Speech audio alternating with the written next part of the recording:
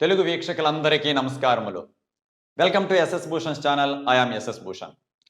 Prior to my arrival to collegiate education as a lecturer in English or as an assistant professor, I worked in intermediate education for nearly 11 and a half years. And in that 11 and a half years, as a government junior college lecturer in English, I could easily understand the pulse of my students or the needs of my students. In the same manner, as a government junior college lecturer, I had been involved in various examination duties like scrutinizer, assistant examiner, chief examiner, and question paper setter. With the so-called experience, I could prepare one answer for all the 4 annotations and also for all the 4 questions. Just if the student removes the side headings like reference, context, and explanation, and if he repeats the same answer that is written to the annotation to the question also, definitely he can score not less than 3.5 marks for each annotation out of 4 marks. So let us come to the question paper pattern. For example,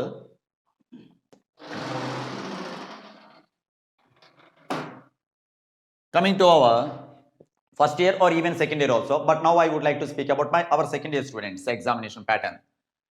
In second year English section A, section A consists of 5 Roman numbers. In Roman number 1, prose annotations will be given. That is 4 prose annotations will be given and the student is supposed to write only 2 into 4, 8 marks. And in Roman number 2, poetry annotations will be given and the student is supposed to answer only 2 into 4, that is 8. Same questions from prose, 4 questions will be given and the student must answer only 2 into 4, 8. Next, poetry, from poetry 4 questions will be given, 2 into 4, 8. And coming to the non-detailed text, the adventures of Tom Sawyer, so from this also 3 questions will be given. 3 questions will be given and from those 3 the student is supposed to answer only answer 1. So that carries 8 marks.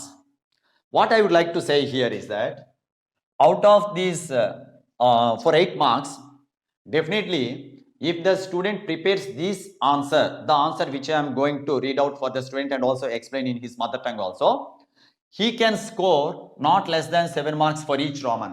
That means 3.5, 2 annotations, 3.5, 3.5, 7. Poetry 7 marks, prose questions 7 marks, poetry questions 7 marks, and for non-detailed text, definitely he can score 7 marks. The total marks allotted for section A, that is Roman number 1 to 5, total marks are actually 40. And if the student writes this answer, I can assure him that he can score not less than 35 marks.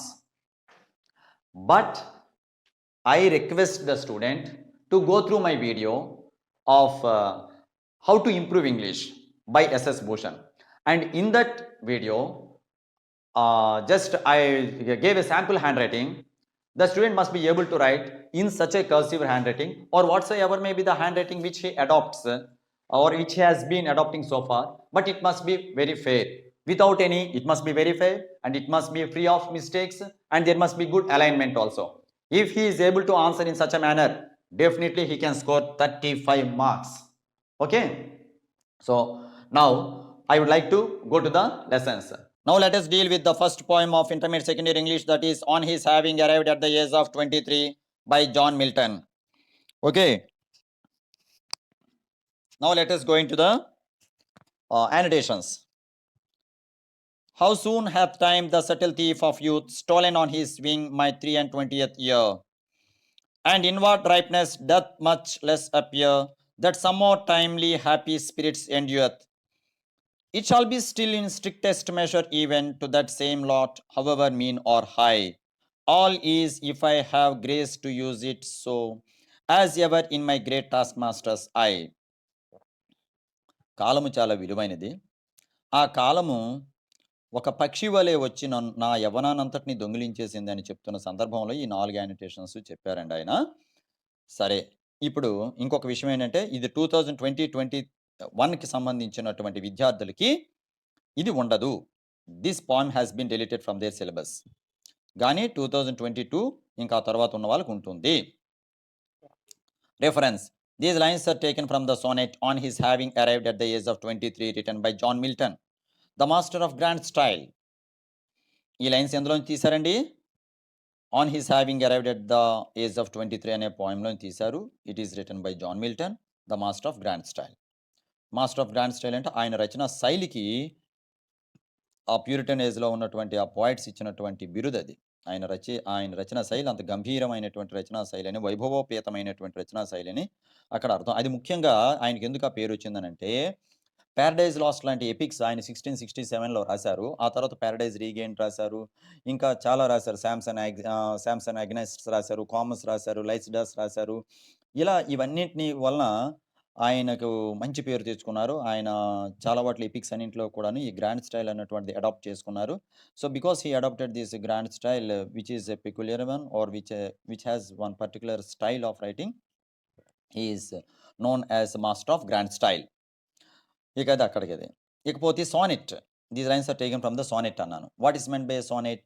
A sonnet is a 14-line poem which is written in iambic pentameter. Each line has 10 syllables. అది ఒకటి గుర్తుపెట్టుకోండి. 14 లైన్లు ఉంటాయి. ఒక్కొక్క line కూడాను ఒక 10 syllablesతో అది ఉంటుంది. ఇక దాని రైమ్ స్కీమ్ కూడాను ప్రత్యేకంగా ఉంటుంది. ఇందులో ముఖ్యంగా ఈ పోయంలో ఉన్న రైమ్ స్కీమ్ ఏంటంటే A B B A, A B B A, next C D E C D E. For example A B B A అనేదానికి మీకు ఎగ్జాంపుల్ చెప్తాను చూడండి. మన టెక్స్ట్లో ఉన్నటువంటి బోర్డ్ ఆఫ్ ఇంటర్మీడియట్ ఎడ్యుకేషన్ వారు ముద్రించినటువంటి టెక్స్ట్లో ఆ పోయంకి ఒకసారి వెళ్ళినట్లయితే, how soon hath time the subtle thief of youth అని అంటారు కదా. లాస్ట్ వర్డ్స్ చూడండి.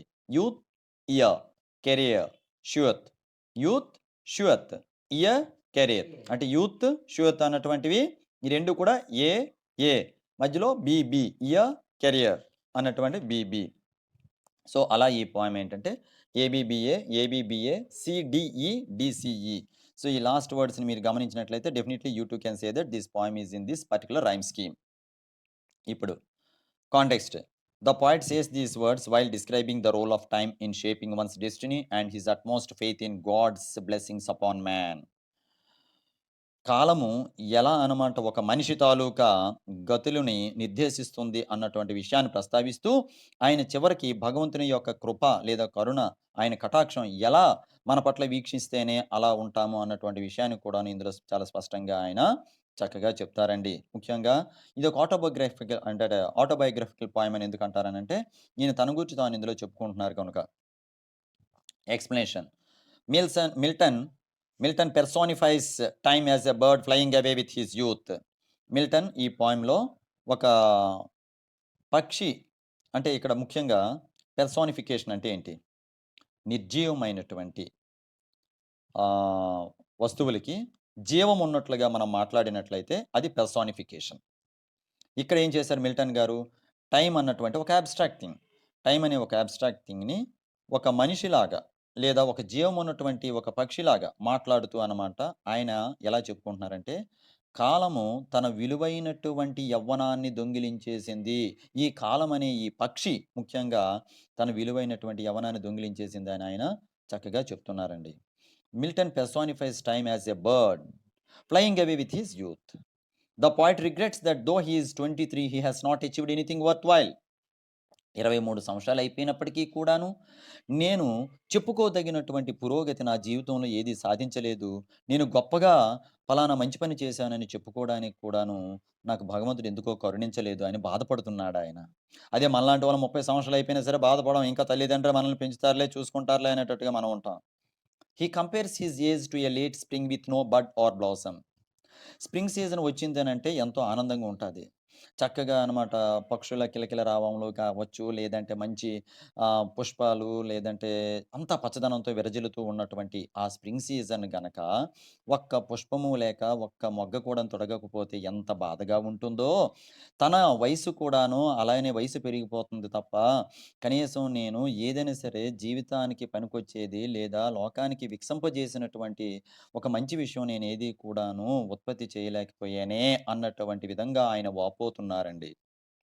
Maybe he looks younger than his actual age. మళ్ళీ ఆయన ఒక దగ్గర సమర్థించుకుంటున్నారు. తన అసలు వయసు కంటే బహుశా తాను చిన్నవాడిగా ఉండడం వలన ఏమో ఇంకా నాకు గొప్ప శక్తియుక్తులు నాలో నుంచి ఉద్భవించలేదని ఆయన చెప్పుకుంటున్నారండి. He is not inwardly mature to create anything significant. గొప్పదైనటువంటి కార్యములు సృష్టించడానికి భగవంతుడు ఇంకా తనకి ఆ పరిపక్వత ఇవ్వలేదేమో, ఆ మెచ్యూరిటీ ఇవ్వలేదేమో, ఆ క్రియేటివిటీ ఇవ్వలేదేమో అని చెప్పుకుంటున్నాడాయన. At last the point comes to reality. చివరికి ఆయన వాస్తవికానికి వస్తాడు. ఏమంటాడు? He becomes optimistic. ఆయన ఆశావహ దృక్పథంతో చెప్తాడు. Who is an optimist? A person who thinks that good things will happen. Who is a pessimist? A person who thinks that bad things will happen. Okay. He reaffirms his dedication to the assignment of God. భగవంతుడు నాకు కల్పించినటువంటి వరం, ఒక మనిషిగా నన్ను ఈ భూమి మీదకి పంపించాడు కదా! He reaffirms his dedication to the assignment of God whether it is high or low. అది చిన్నదైనా, పెద్దదైనా భగవంతుడు నాకు సృష్టించినందుకు గాను ఏ పని అప్పజెప్పినా సరే, ఏ బాధ్యత అప్పజెప్పినా సరే, అసైన్మెంట్ అంటే ఇక్కడ అర్థం బాధ్యత. అంతేగాని మీరు రాసే రోజువారీ అసైన్మెంట్లని కాదండి. ఏ అసైన్మెంట్ అయినా, ఏ టాస్క్ అయినా, ఏ పనైనా నేను అంకిత భావంతో నేను చేస్తాను.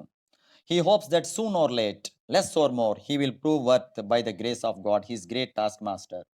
ఒకరోజు ముందవని, వెనకవని, కాస్త ఆలస్యమైనా సరే నా జీవితంలో తప్పకుండా నేను ఉపయోగపడే పని నేను చేస్తాను. అది తక్కువైనా, ఎక్కువైనా సరే భగవంతుని కరుణ, కృప నా పట్ల ఉన్నట్లయితే నేను తప్పకుండా విజయం సాధిస్తాను. మంచి పనులు నేను చేస్తాను. Because he is my task master. Next, critical comment. The poem is an autobiographical one in which the poet says that the mission of our life is to serve God and humanity with all the talents and energies God has given us. భగవంతుడు మనకి ఇచ్చినటువంటి ఈ శక్తియుక్తులన్నింటినీ కూడాను తిరిగి మనం ఆ దైవ సేవ కోసం లేదా మానవ సేవ కోసమే మనం వాడాలి అని ఆయన చెప్తున్నాడు. ఎందుకంటే భగవంతుడు మనకి సృష్టించాడు అని అంటే ఏదో కొన్ని మంచి కార్యములు చేయడానికి మాత్రమే ఈ భూమి మీదకి పంపించాడు అన్నటువంటి సంగతిని మనం మరిచిపోకూడదండి. అందుకని ఆయన ఆటోబయోగ్రఫికల్ టోన్ ఇందులో ఉన్న మిల్టన్ గురించి చెప్పుకున్నా సరే ఇది మనందరికీ కూడాను వర్తిస్తుంది అన్నటువంటి విషయాన్ని మనం మాత్రం మర్చిపోకూడదు. ఓకే. ఇందులో the rhyme scheme of the poem is ABBA, ABBA, CDE, DCE. నేను మీకు ఇంత ముందే చెప్పాను ఈ రైమ్ స్కీమ్ గురించి.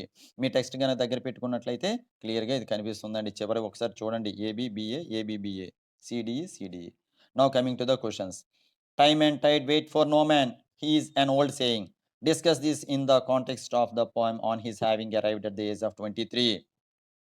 కాలము, కెరటము ఎవరి కోసమో ఆగదు అన్నటువంటి సామెతను ఆధారంగా చేసుకొని ఈ పోయం గూర్చి కూడాను 2 విషయాలు చెప్పండి.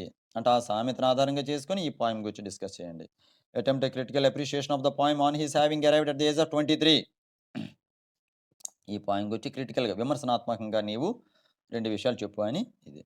ఇక ఈ 2 క్వెషన్స్‌కి పైనున్న 4 యానోటేషన్స్‌కి ఈ మొత్తం ఇదొకటే ఆన్సర్ సరిపోతుంది. చూడండి నేను ఇక్కడ అందుకని ఒక విషయం కూడా మీకు ఇక్కడ స్పష్టంగా చెప్పాను. ఆన్సర్ టు ద 2 క్వెషన్స్ ఏమని? Remove the words explanation and critical comment and repeat the 2 paragraphs of explanation and critical comment. Explanation, critical comment అనే పదాలు తీసేసి ఆ ఎక్స్‌ప్లనేషన్ యొక్క పారాగ్రాఫ్, క్రిటికల్ కామెంట్ యొక్క పారాగ్రాఫ్ మొత్తం ఇలా రిపీట్ చేస్తే చాలు. దేనికి? క్వెషన్స్‌కి. యానోటేషన్స్‌కి ఇదిగోండి ఇలాగ ఉన్నదన్నట్టుగా రిఫరెన్స్, ఎక్స్‌ప్లనేషన్, క్రిటికల్ కామెంట్ అని చెప్పి ఇలా రాస్తే చాలు. Okay. Reference, context, explanation, critical comment అని రాయండి. Please share the links of SS Bhushan to all of your WhatsApp contacts and also tell that SS Bhushan is also working like Milton for the sake of his student community. Thank you.